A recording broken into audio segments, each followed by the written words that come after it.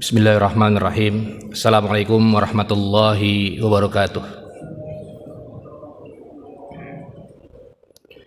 Alhamdulillah. Alhamdulillahi rabbil alamin. Wabihi nasta'in wa ala umri dunya waddin. Wassalatu wassalamu ala nabiyyina Muhammadin wa ala alihi wa sahbihi ajma'in, amma ba'du. Allahumma allimna ma yanfa'una wa zidna ilman.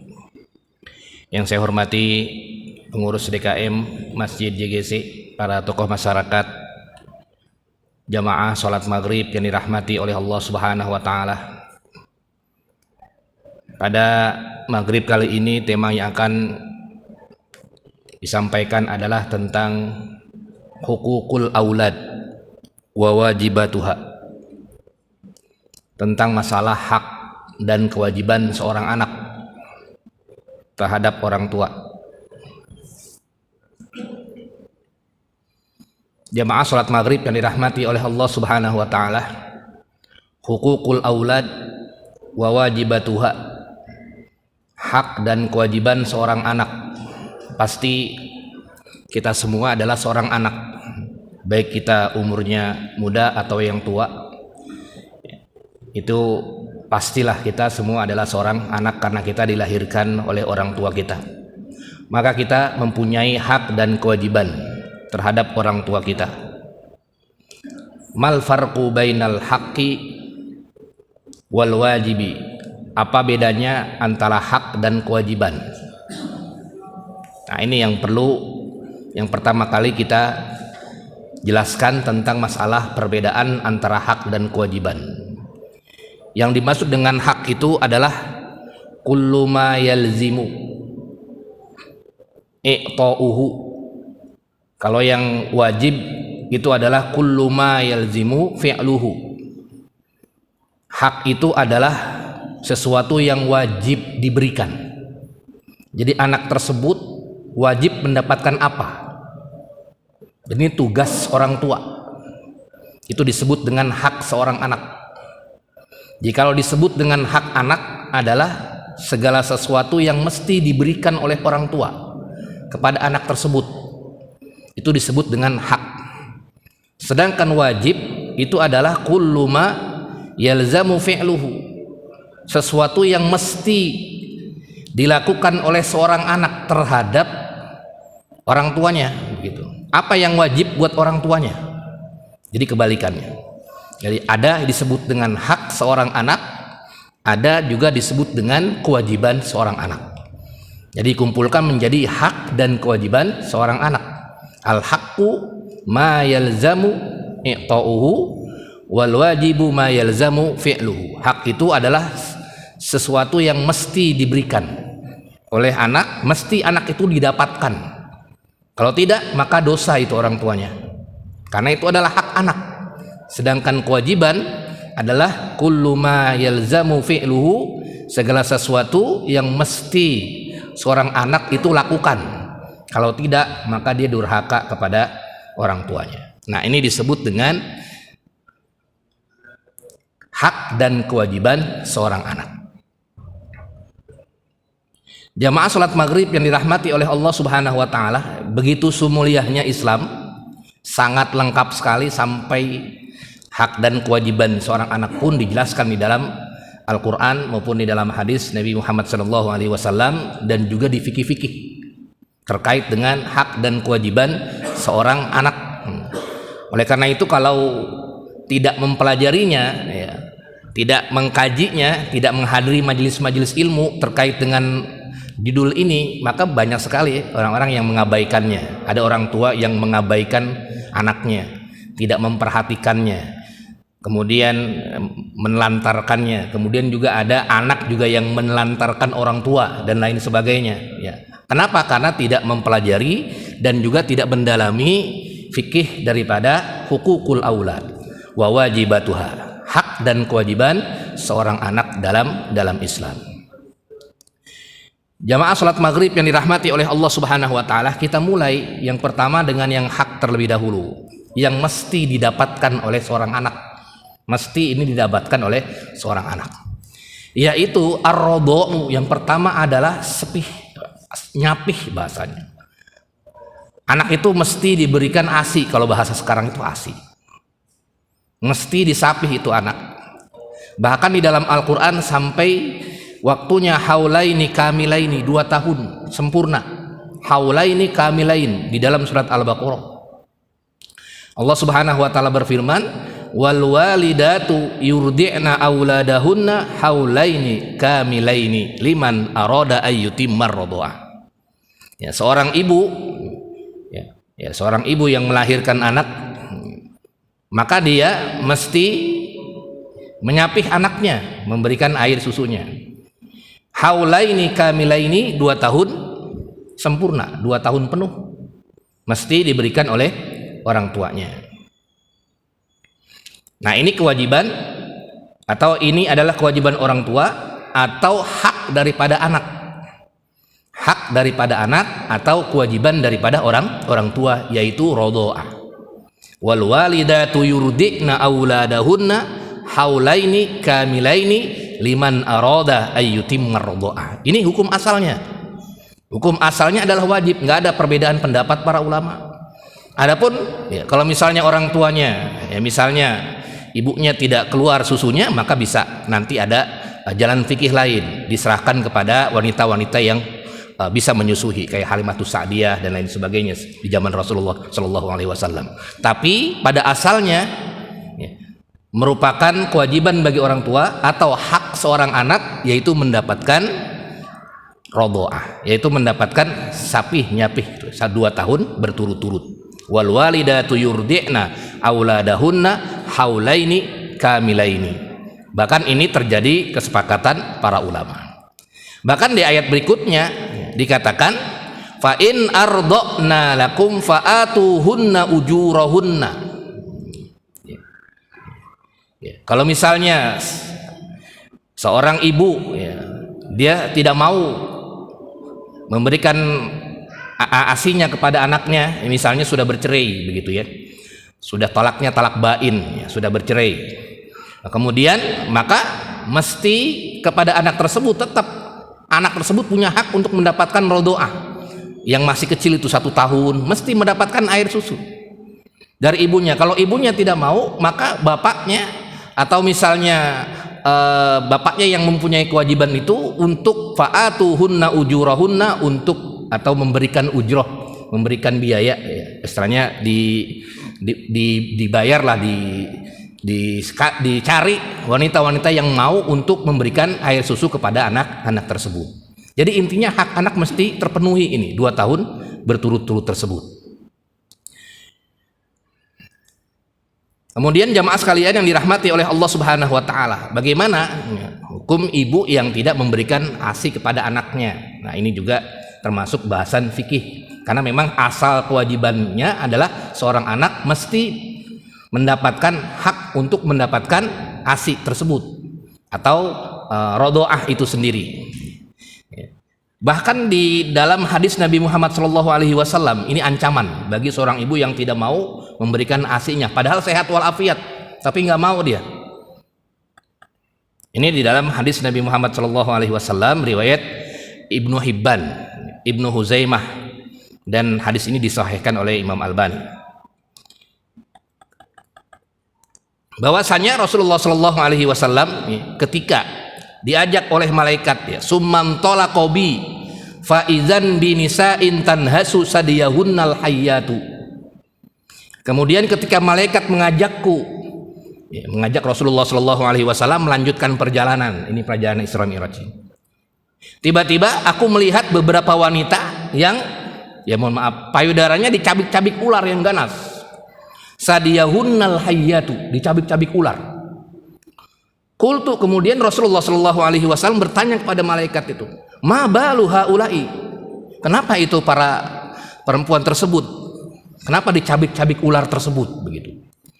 Kemudian kata malaikat, haula illati yamna'na auladahunna albanahunna, mereka itu adalah para wanita yang tidak mau menyusui anaknya tanpa alasan syar'i, nggak mau ya. Padahal sehat walafiat, di rumah aja lagi, nggak ada alasan syar'inya, tapi nggak mau, sehat walafiat, banyak asinya, nggak ada kendala, tapi nggak mau menyusui anaknya yang haulaini kamilaini itu 2 tahun berturut-turut, maka dia akan dicabik-cabik itu payudaranya. Dalam hadis riwayat Ibnu Hibban dan Ibnu Huzaimah. Nah ini ancamannya, ancamannya.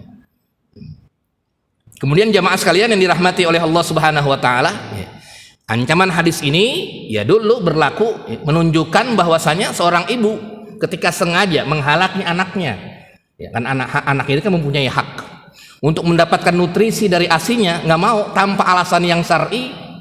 Sementara jika ya, tadi maka dia akan dicabik-cabik oleh ular tersebut. Ya, sementara jika sang ibu yang tidak memungkinkan, ya, misalnya karena alasan sakit atau tidak ada ASI-nya dan lain sebagainya, maka tidak termasuk ancaman hadis tersebut. Kenapa? Sebabnya karena memang ada dalil Al-Quran. Wa in aradtum an tastardi'u auladakum fala junaha alaikum idza sallamtum ma ataitum bil ma'ruf. Jika kamu ingin anakmu disusukan oleh orang lain, maka tidak ada dosa. Nah, ini kalau misalnya memang ada alasan yang syar'i. Bagimu apabila kamu memberikan pembayaran, memberikan ujroh, bayaran yang hak. Iza salamtum ma ataitum bil ma'ruf di surat Al-Baqarah. Nah ini dalil ya, kalau misalnya ada alasan syar'i tidak masalah. Tapi kalau nggak ada alasan syar'i ya itu tadi terkena ancaman dari Rasulullah SAW ketika melihat wanita tersebut yang dicabik-cabik oleh ular itu karena tidak ada alasan syar'i. Ya. Juga di dalam Al-Quran surat At-Talaq ayat 6. Wa in ta'asartum fasaturdi'u lahu ukhra. Jika kamu menemui kesulitan, ya misalnya ya ada juga yang perempuan yang tidak keluar ASI-nya, maka perempuan lain boleh menyusukan anak tersebut. Nah ini adalah hak. Jadi yang pertama, hak seorang anak itu adalah mendapatkan ASI. Kemudian jamaah sekalian, di tafsir Ibnu Katsir, wa qala Ibnu Katsir berkata, wal qaulu bi anna ar-radha'a la tuhrimu ba'dal haulaini marwiyun an Ali wa Ibnu Abbas wa Ibnu Mas'ud wa Jabir wa Abi Hurairah wa Ibnu Umar wa Ummu Salamah wa Sa'id bin Musayyab wa Atha wal jumhur. Ini dalam tafsir Ibnu Katsir. Pendapat yang menegaskan bahwa persusuan kan ada yang namanya disebut dengan saudara sepersusuan. Jadi saudara sepersusuan tidak menyebabkan mahram jika diberikan setelah 2 tahun. Jadi kalau ada anak yang menyusuinya misalnya 4 tahun, maka itu tidak disebut dengan saudara sepersusuan. Tapi kalau yang 2 tahun itu dia menyusui disusukan oleh orang lain, maka itu sudah menjadi saudara sepersusuan begitu. Ini menurut riwayat Ali, Ibnu Abbas, Ibnu Mas'ud, Jabir, Abu Hurairah, Ibnu Umar, Ummi Salamah dan juga mayoritas para ulama. Ada memang sebagian ulama yang mengatakan tetap walaupun sudah 4 tahun, 3 tahun, 5 tahun, kalau memang dia disusukan oleh orang lain maka sudah menjadi saudara sepersusuan. Tapi memang pendapat sebagian ulama saja, pendapat jumhur tidak demikian. Jadi intinya itu. Jadi syarat dan ketentuan menyusukan anak itu adalah tadi ya seorang ibu ya misalnya tadi ketika dia sehat walafiat kemudian tidak ada alasan syar'i maka dia wajib hukumnya untuk memberikan ASI tadi. Kemudian jamaah sekalian yang dirahmati oleh Allah Subhanahu wa taala, kita lihat Ibnu Taimiyah yang terakhir ini sebelum kita masuk ke hak yang lain. Wa qala Syekhul Islam Ibnu Taimiyah, bal iza kanat fi ismatiz zauj fayajibu 'alaiha an turdi'ahu. Bahkan kalau seorang suami ya misalnya seorang suami ya udah enggak usah enggak usah menyusui anak kita ya, kita pakai susu formula saja misalnya dan lain sebagainya. Maka kalau suaminya mengatakan seperti itu tahu ridho maka tidak masalah. Ini pendapat Ibnu Taimiyah. Ya, jadi Syekhul Islam Ibnu Taimiyah menegaskan bahwa jika si ibu masih menjadi istri dari suaminya, kemudian si ibu itu wajib menyusui anaknya, dan apa yang disampaikan oleh Syekhul Islam Ibnu Taimiyah adalah pendapat yang benar, kecuali jika si ibu dan si bapak merelakan. Kalau bapaknya merelakan disusukan oleh orang lain, ya udah orang lain saja yang menyusukan. nanti kita bayar siapa begitu ya, mungkin karena ASInya jarang dan lain sebagainya, atau tidak ada ya, jarang sekali, sedangkan bayinya itu memang ya istilahnya lapar terus bahasanya gitu kan, ya sudah, maka hukumnya adalah boleh begitu, hukumnya adalah boleh.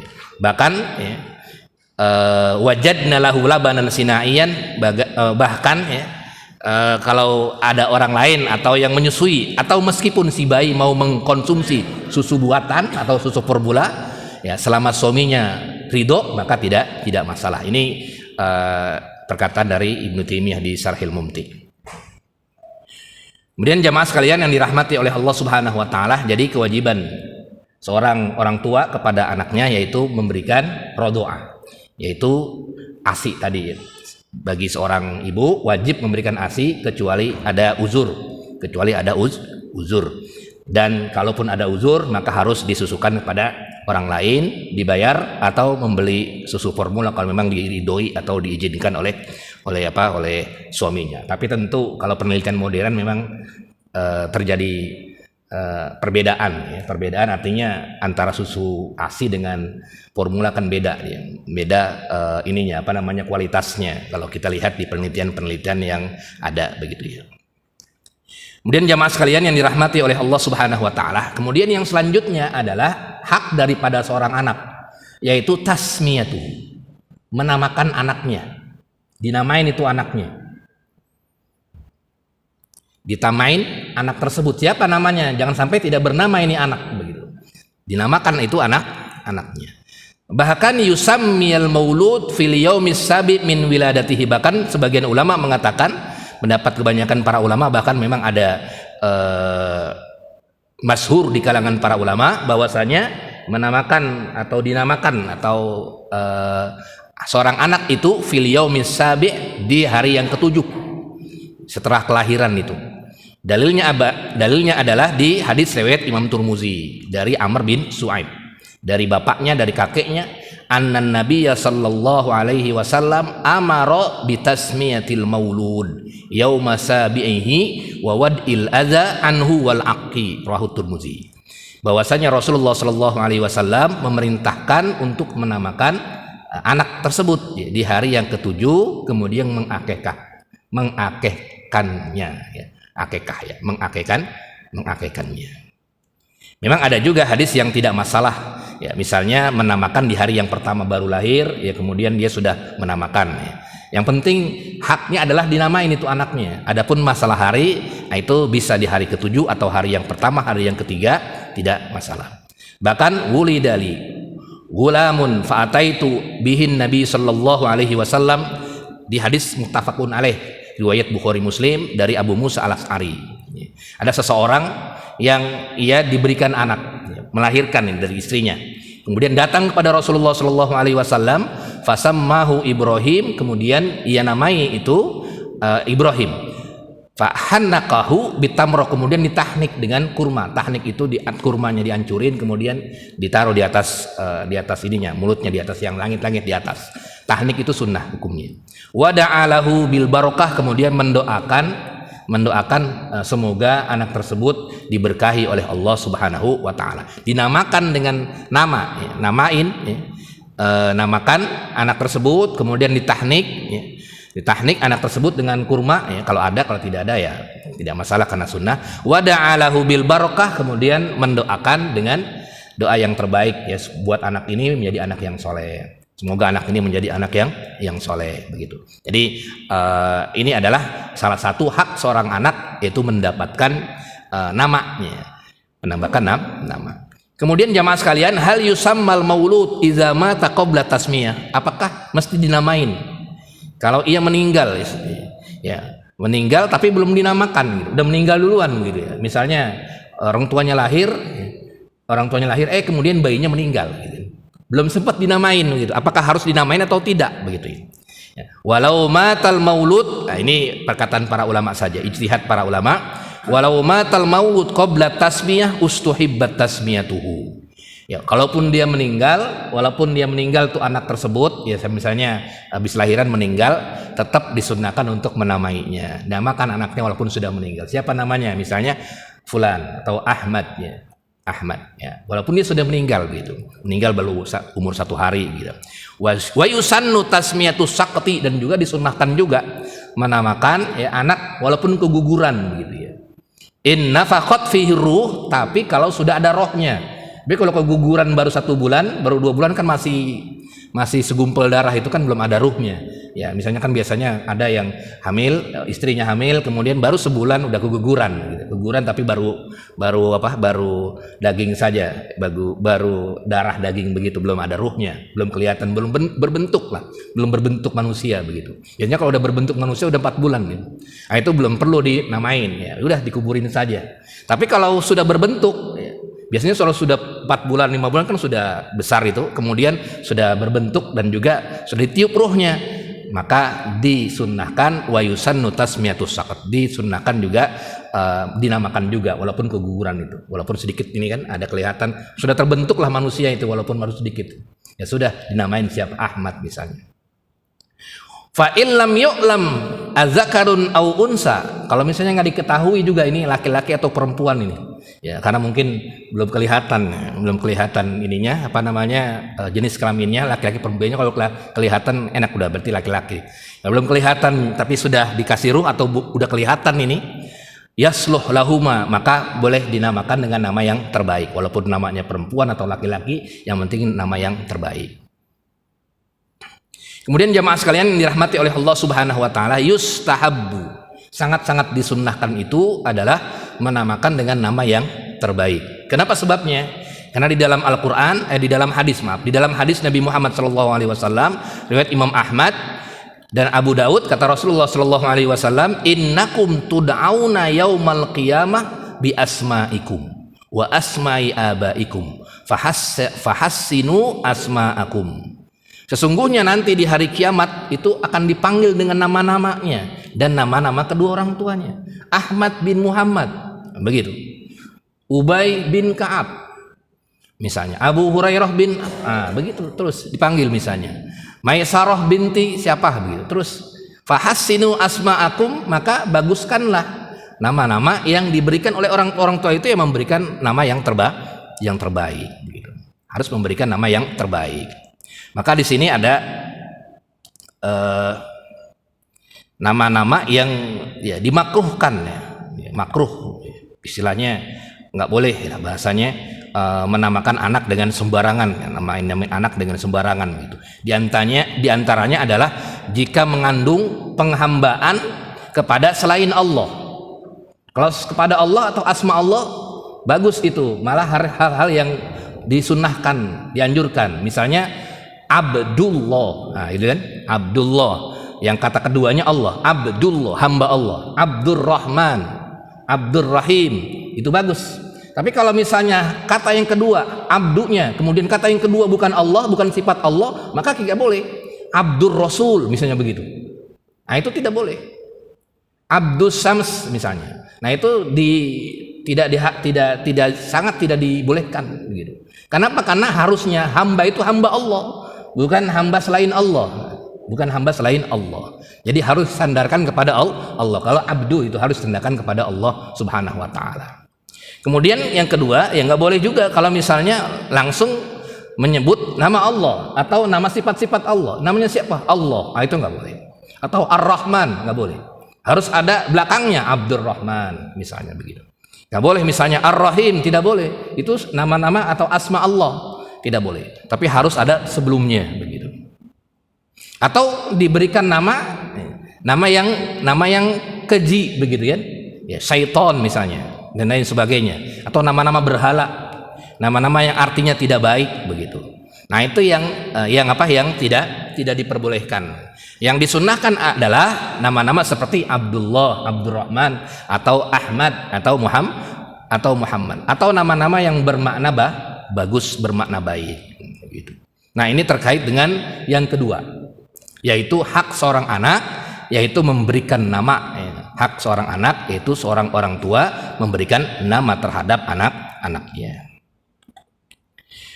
Kemudian jamaah sekalian yang dirahmati oleh Allah Subhanahu wa taala. Kemudian yang ketiga jamaah sekalian yang dirahmati oleh Allah Subhanahu wa taala, yaitu hak seorang anak adalah memberikan nafkah. memberikan nafkah.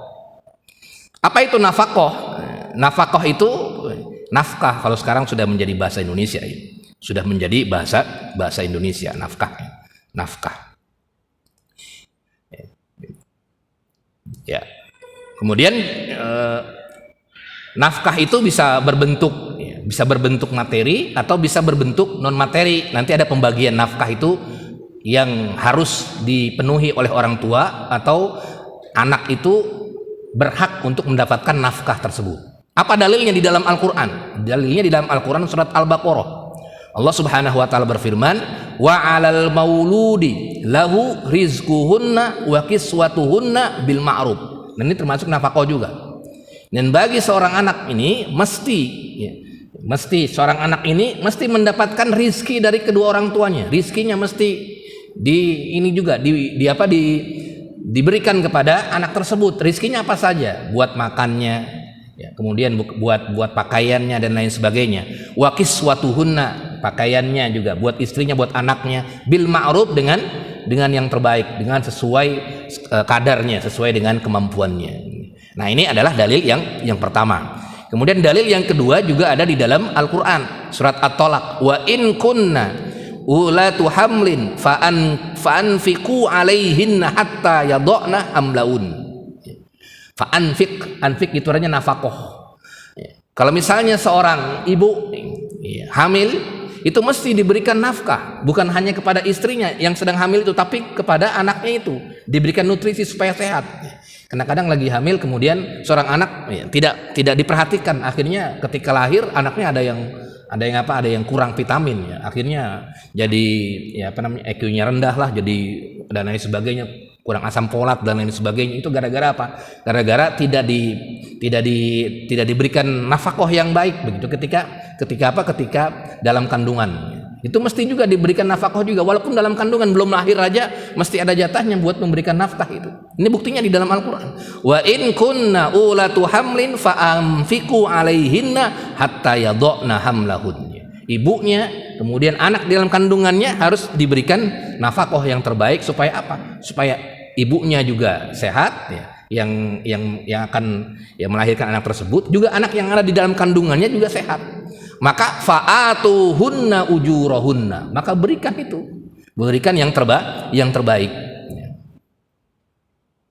Kemudian di dalam hadis Nabi Muhammad SAW dari Aisyah Hindun binti Uqbah qalat, ya Rasulullah, inna Aba Sufyan rajulun sahihun. Abu Sufyan itu adalah seorang suami yang pelit begitu. Walaisa yu'tini ma yakfini wa waladihi. Ya, ketika memberikan kepada saya dan anak-anak saya nggak cukup begitu, hanya diberikan sedikit, nggak cukup buat makan, nggak cukup buat apa, padahal anaknya butuh makan, buku pakaian, buku sekolah dan lain sebagainya, nggak cukup, padahal suaminya banyak hartanya begitu. Kalau suaminya pas-pasan sih mungkin bisa tahu lah, tapi kalau suaminya banyak hartanya tapi ngasihnya sedikit begitu, illa ma akhadtu minhu wa huwa la ya'lam, lalu saya ambil sedangkan suami saya tidak tahu. Qala, kata Rasulullah SAW, khuzi ma yakfika wa waladika bil ma'ruf, ambil secukupnya yang bisa mencukupkan kamu dan juga dan juga anak kamu, bahkan disuruh diambil. Kemudian di hadis Nabi Muhammad SAW dari Abu Hurairah bahwasanya amaron Nabi SAW bis sadaqah, Nabi Muhammad SAW memerintahkan sedekah. Faqala rajulun, kemudian ada seseorang sahabat bertanya, ya Rasulullah, indi dinarun, saya punya 1 dinar. Faqala tasaddaq bihi ala nafsik, sedekahin buat diri kamu. Qala indi akhar, saya punya yang lain. Qala tasaddaq bihi ala waladik, sedekahkan buat anak kamu, ini yang terbaik nih. Qala indi akhar, saya masih punya yang lain. Qala tasaddaq bihi ala zaujatik, sedekahin buat istri kamu. Kemudian qala indi akhar, kemudian saya masih punya yang lain. Tasaddaq bihi ala ahlik, kemudian sedekahi kepada keluarga kamu, bapak dan lain sebagainya. Ini sedekah yang terbaik. Nah, ini adalah dalil jamaah sekalian terkait dengan nafkah. Kemudian nafkahnya apa saja? Yang pertama adalah al-ghiza. Ghiza yaitu makan. Ya, seperti to'am wasyarab, ini termasuk makan minum, itu adalah hak daripada seorang anak. Hak daripada seorang anak diberikan makan dari mulai ia lahir 0 tahun, dia mulai brojor lahir, ya, bahkan di dalam kandungan dia juga harus kasih makan juga itu ibunya, plus juga anaknya itu sampai dia. Nah, di sini ada kebanyakan para ulama sampai balik, tapi ada sebagian ulama yang mengatakan sampai ia mandiri, ya, mandiri secara psikologis, mandiri secara finansial, yaitu ya mesti diberikan to'am wasarab. Ini adalah hak daripada seorang anak. To'am, ya, makanan, kemudian minuman juga. Ini kewajiban yang pertama. Dari si nafkah. Ya. Kemudian yang kedua, kiswah, pakaian.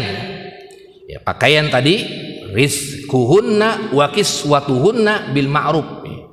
Harus diberikan pakaian, itu merupakan hak daripada seorang anak, jangan sampai tidak dibelikan. Minimal ditutup auratnya, minimal tutup aurat buat anak tersebut, ya, walaupun belum balik, ya, belum ada auratnya, tapi tetap ini adalah merupakan hak daripada seorang anak, yaitu diberikan kiswah, diberikan pakaian terhadap anak tersebut. Kemudian juga maskan, tempat tinggal yang layak. Ya, mau dia tempat tinggalnya besar atau kecil, atau punya rumah sendiri atau kontrak, yang penting dia tempat tinggal, tidak ada di lapangan begitu, tidak, tapi ada tempat tinggalnya.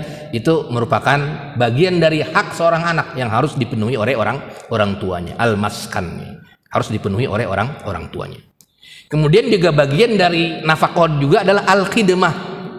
Khidmah itu adalah meriayah, menjaga anak tersebut, melindungi, mengasihi, itu termasuk bagian dari nafkah. Nafkah itu bukan hanya berbentuk materi tadi, bukan hanya berbentuk harta, makan, kemudian pakaian, tempat tinggal kelihatan itu, tapi juga berbentuk non materi, kasih sayang, kemudian juga melindungi anaknya kalau ada yang jahatin dan lain sebagainya, dilindungi dan lain sebagainya. Nah, itu melindungi, kemudian menjaga, itu juga termasuk hak daripada seorang anak dan juga kewajiban daripada orang tua, namanya khidmah.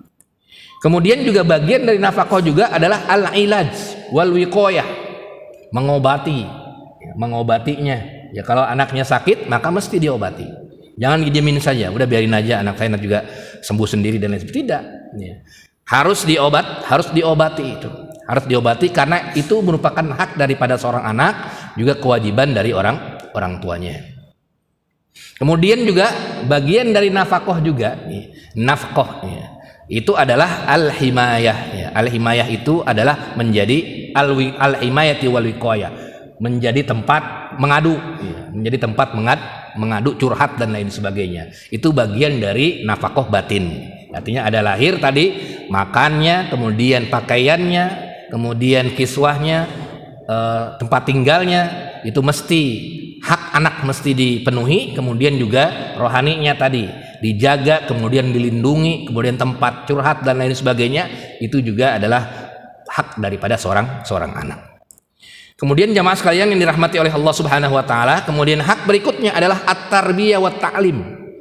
Mendapatkan pendidikan dan pengajaran. Pendidikan itu minimal pendidikan agama, itu yang paling penting. Di dalam Al-Qur'an Allah Subhanahu wa taala berfirman di surat At-Tahrim, "Ya ayyuhalladzina amanu qu anfusakum wa ahlikum naro."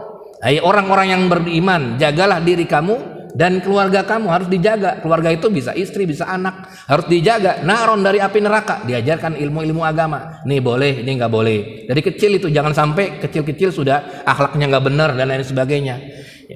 Akhlaknya dijaga dan lain sebagainya. Diajarkan akhlak, budi pekerti, itu bagian dari kewajiban seorang orang tua kepada anaknya.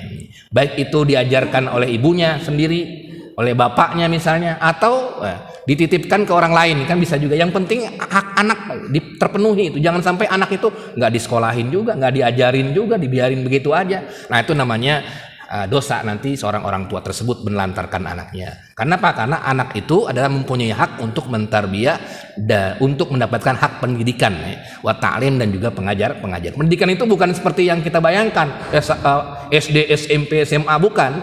Itu adalah takmilat saja, itu hanya penyempurna saja, yang sunnah-sunnah lah. Yang wajib pendidikan agamanya, yang penting akhlaknya baik, soleh, solehah. Dia tahu ini mana yang baik, mana yang buruk. Ini ketika umur 7 tahun diajarkan sholat, ya ketika umur 10 tahun kalau tidak sholat dia dipukul sebagai bentuk pengajaran. Itu semua adalah bagian dari ajaran agama Islam untuk mentarbiyah dan untuk mendidik anak tersebut. Nah, ini adalah bagian dari hak seorang anak.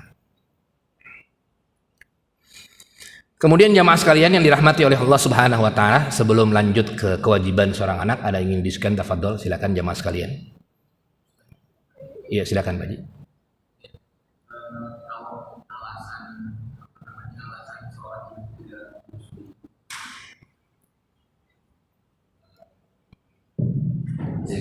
Alasan seorang ibu tidak menyusui karena takut bentuk badannya menjadi tidak baik, tidak estetis begitu. Tapi suami itu ridho dan pilihannya bukan menyusukan kepada orang lain, tapi berikan susu formula. Bagaimana kondisi seperti itu? Terima kasih. Ya.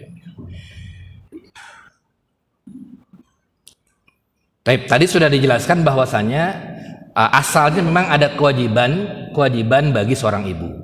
Lalu bagaimana kalau tadi alasannya seorang ibu, ya, kalau menyusui anaknya misalnya takut physically lah misalnya, dan suaminya ridho, tapi tetap anaknya mendapatkan hak, yaitu tadi ya labanan sinaian. Tapi menurut pendapat Ibnu Taimiyah dibolehkan juga, dibolehkan. Asal ridho daripada suaminya tidak masalah, dibolehkan juga. Yang penting anaknya itu terpenuhi, haknya adalah terpenuhi. Jadi pendapat ulama saja. Yang jelas kalau memang pengen yang terbaik ya harus susu ibu, ASI itu. Karena tadi kan penelitiannya jelas ya, beda antara ASI dengan susu formula, begitu kan? Ya kalau kita lihat baca penelitian kan seperti itu. Bahkan di dalam Al-Qur'an jelas, aula ini kaum 2 tahun berturut-turut. Nah, itu resikonya ya tanggung masing-masing. Kalau memang susu formula atau misalnya ya karena fisik dan lain sebagainya, udah anak saya udah pakai susu formula aja gitu. Ya itu ditanggung masing-masing. Tapi tadi kalau memang yang terbaik silakan ke ibunya, langsung ke ibunya. Mudah-mudahan ibunya sehat. Kalau memang ibunya tidak sehat ya bisa juga karena jarang juga orang lain mau menyusuin juga gitu ya. Bisa juga menggunakan labanan sinaian tadi ya, susu formula. Atau tadi gaya tadi yaitu kalau suaminya mengizinkan, itu ada ulama diantaranya yang membolehkannya juga. Wallahu a'lam bishawab. Ada lagi? Tafadhol silakan. Yang penting haknya terpenuhi itu. Rodoah itu memberikan sapi, memberikan kan karena dia kan belum ada nutrisi ya, belum ada makanan itu, kan dia nggak bisa makan itu, nggak bisa sayur-sayuran belum masuk. Kalau umur 0 sampai dengan 2 tahun itu kan masih air masuknya itu, makanya disebut dengan susu formula gitu. Nah itu sebagai pengganti daripada kandungan-kandungan itu, walaupun sebenarnya tidak disarankan juga ya, ada karena tadi penelitian itu.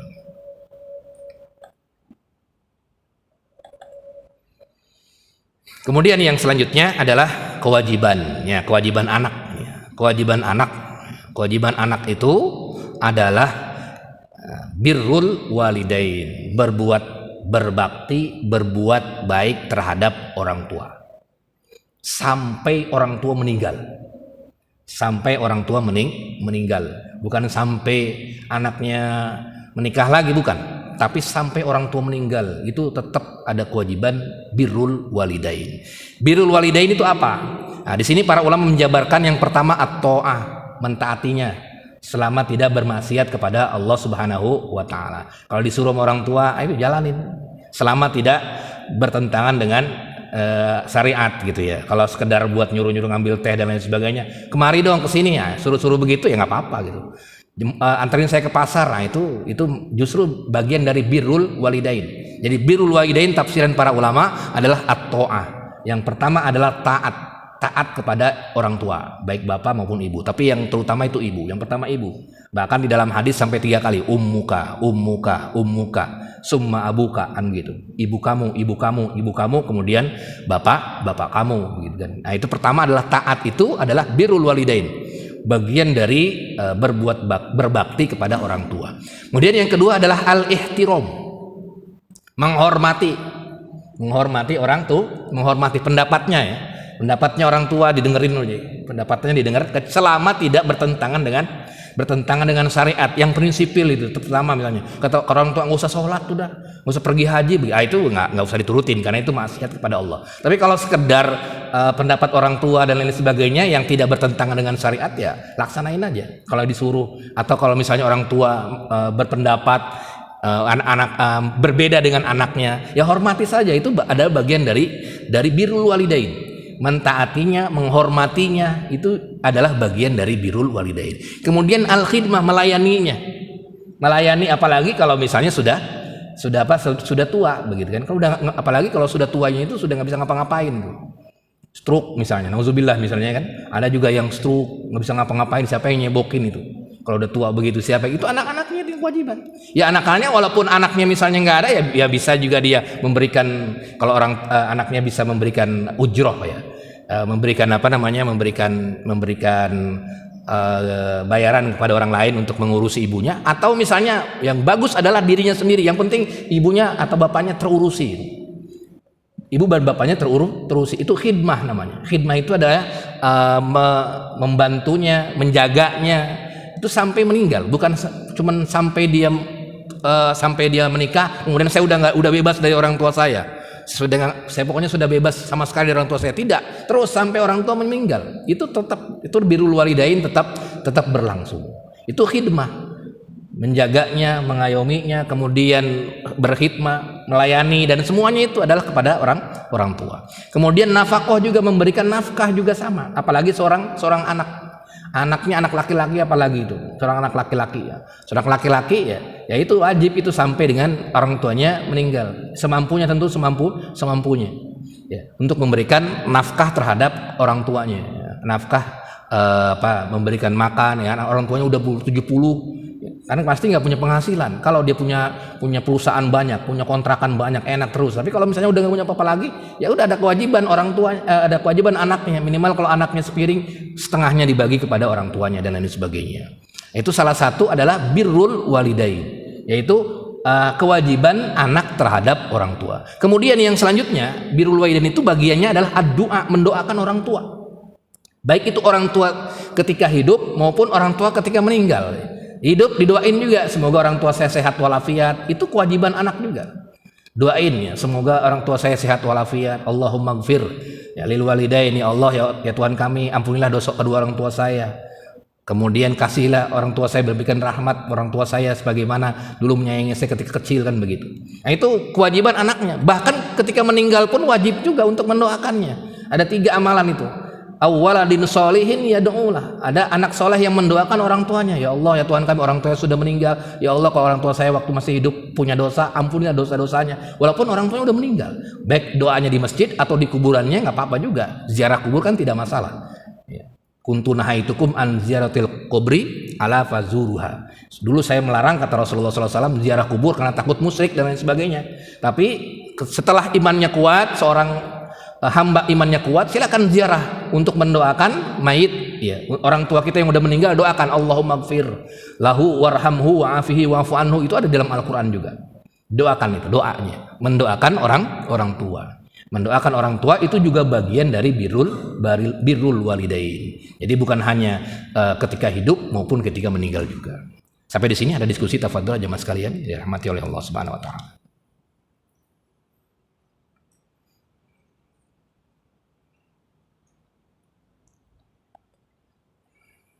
Tapi ya, kalau tidak ada, ya, mudah-mudahan bermanfaat ya, dan bisa kita aplikasikan, termasuk saya sendiri di dalam kehidupan kita sehari-hari sebagai seorang anak. Ya, kita punya hak dan juga punya kewajiban sebagai seorang anak ya. Amin, amin ya rabbal alamin. Kurang lebihnya mohon maaf kalau tidak ada pertanyaan atau diskusi, tafadhol. Wabillahi taufiq wal afu minkum. Wassalamualaikum warahmatullahi wabarakatuh.